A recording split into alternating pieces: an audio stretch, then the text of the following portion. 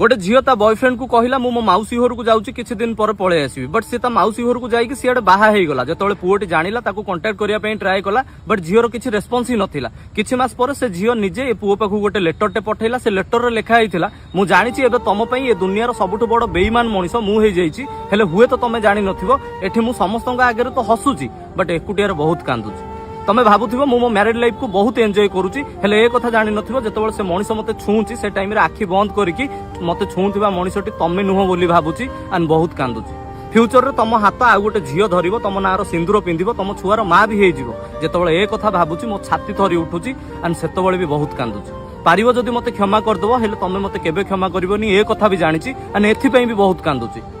जदि जानिया पई चाहूच मु केमिति अछि ताले बास गोटिए कथा सुनि रख स्टार्टिंग रे एपर्यंत मु बास कांदुची कांदुची एंड कांदुची।